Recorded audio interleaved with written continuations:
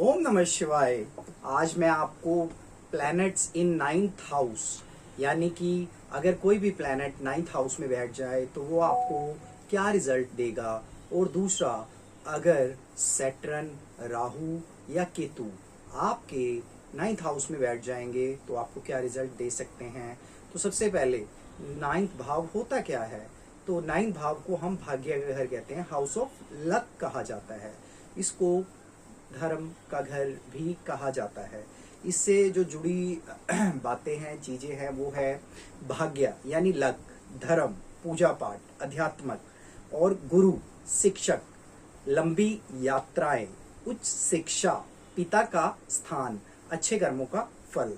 सरल भाषा में आपको ये बता सकता हूँ कि आपकी किस्मत आपका कितना साथ देगी, ये आपको आपके जीवन में कितनी कृपा मिलेगी, ये आप अपने नाइन्थ हाउस से पता कर सकते हैं। अगर नाइन्थ हाउस में ग्रह बैठे हों तो क्या होता है? जो भी ग्रह नाइन्थ हाउस में बैठेगा वो आपके भाग्य को प्रभावित करेगा ही करेगा, सोच और बिलीव्स को भी बदलेगा ही बदलेगा, जीवन की दिशा को तय करेगा ही करेगा। तो अब हम देखते हैं कि अगर राहु आपके नाइन्थ हाउस में बैठ जाएं तो उसका क्या प्रभाव होता है। राहु एक छाया ग्रह है। छाया ग्रह मतलब शैडो प्लैनेट है, जो भ्रम और अनयूजुअल चीजें को करता है।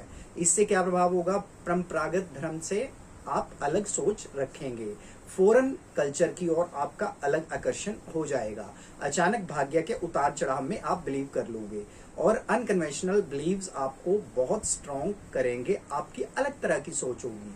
तो विदेशों में आपको सफलता मिल सकती है बेसिकली अगर आपके नाइन्थ हाउस में राहु बैठा है तो। कंफ्यूजन और गलत रास्ते का आपको खतरा भी रह सकता है, तो जो भी डिसीजन ले सोच समझ के रहे। Saturn in ninth house, Saturn अगर आपके नाइन्थ हाउस में बैठ गया है तो आपका ये सैटर्न जो है डिसिप्लिन और कर्मा का ग्रह होता है। ये भाग्य को धीरे धीरे से खोलता है, लेट सक्सेस देता है। जीवन में स्ट्रगल के बाद ही आपको सफलता मिलती है अगर सैटर्न हो तो। धार्मिकता प्रैक्टिकल होती है, तो इसलिए आपको ब्लाइंड फेथ नहीं करना है। पिता से दूरी आपकी हो सकती है, कठोर संबंध बन सकते हैं अगर सैटर्न इन नाइन्थ हाउस हो तो। मेहनत से आप बड़ा मुकाम हासिल कर सकते हैं। शुरुआत में आपका लक बिल्कुल भी सपोर्ट नहीं करता है। अगर केतु ग्रह नाइन्थ हाउस में हो तो केतु स्पिरिचुअलिटी और डिटैचमेंट का ग्रह है, तो इसके क्या प्रभाव हो सकते हैं? धर्म में आपकी गहरी रुचि हो सकती है, भौतिक चीजों से आप दूरी बना सकते हैं। इंट्यूशन मतलब आपका जो अंदर की आवाज है वो आपकी स्ट्रांग हो सकती है। कभी कभी कंफ्यूजन इन लाइफ पाथ, तो मतलब आपको अपने जिंदगी के रास्ते में कंफ्यूजन हो सकती है। तो अच्छा क्या है, आपको आध्यात्मिक उन्नति मिलती है इससे।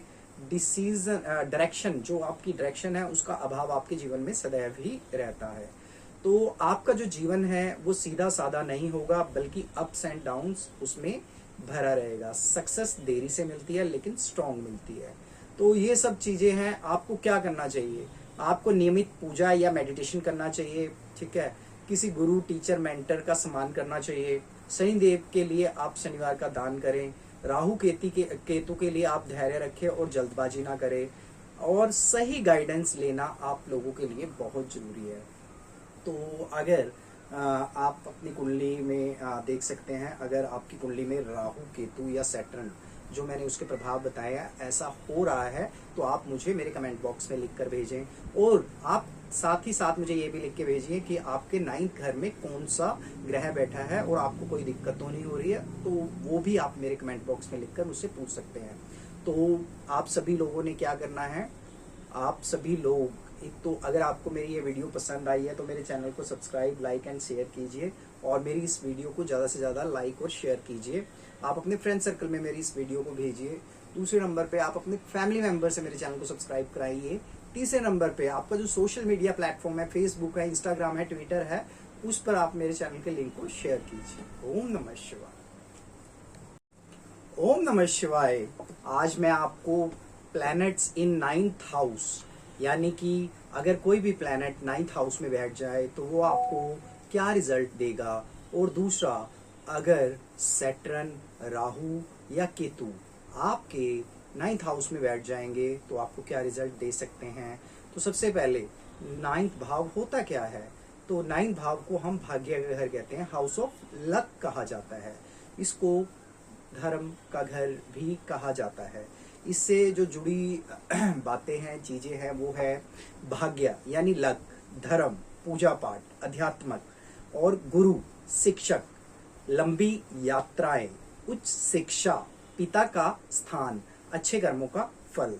सरल भाषा में आपको ये बता सकता हूँ कि आपकी किस्मत आपका कितना साथ देगी, ये आपको आपके जीवन में कितनी कृपा मिलेगी, ये आप अपने 9th हाउस से पता कर सकते हैं। अगर 9th हाउस में ग्रह बैठे हों तो क्या होता है, जो भी ग्रह 9th हाउस में बैठेगा वो आपके भाग्य को प्रभावित करेगा ही करेगा, सोच और बिलीव्स को भी बदलेगा ही बदलेगा, जीवन की दिशा को तय करेगा ही करेगा। तो अब हम देखते हैं कि अगर राहु आपके 9th हाउस में बैठ जाएं तो उसका क्या प्रभाव होता है। राहु एक छाया ग्रह है, छाया ग्रह मतलब शैडो प्लैनेट है, जो भ्रम और अनयूजुअल चीजें को करता है।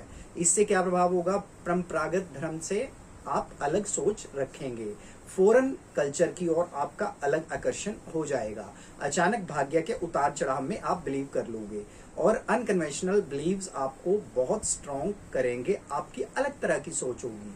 तो विदेशों में आपको सफलता मिल सकती है बेसिकली अगर आपके 9th हाउस में राहु बैठा है तो।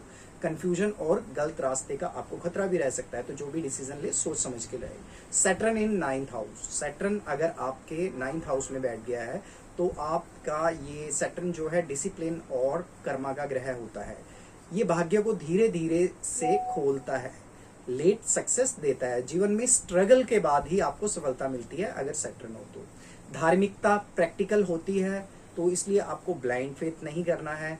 पिता से दूरी आपकी हो सकती है, कठोर संबंध बन सकते हैं अगर सैटर्न इन 9th हाउस हो तो। मेहनत से आप बड़ा मुकाम हासिल कर सकते हैं, शुरुआत में आपका लक बिल्कुल भी सपोर्ट नहीं करता है। अगर केतु ग्रह 9th हाउस में हो तो केतु स्पिरिचुअलिटी और डिटैचमेंट का ग्रह है, तो इसके क्या प्रभाव हो सकते हैं, धर्म में आपकी गहरी रुचि हो सकती है, भौतिक चीजों से आप दूरी बना सकते हैं, इंट्यूशन मतलब आपका जो अंदर की आवाज है वो आपकी स्ट्रांग हो सकती है।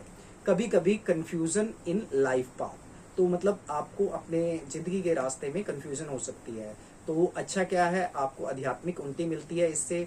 डिसीजन डायरेक्शन, जो आपकी डायरेक्शन है उसका अभाव आपके जीवन में सदैव ही रहता है। तो आपका जो जीवन है वो सीधा साधा नहीं होगा, बल्कि अप्स एंड डाउन्स उसमें भरा रहेगा। सक्सेस देरी से मिलती है लेकिन स्ट्रांग मिलती है। तो ये सब चीजें हैं, आपको क्या करना चाहिए, आपको नियमित पूजा या मेडिटेशन करना चाहिए, ठीक है, किसी गुरु, टीचर, मेंटर का सम्मान करना चाहिए।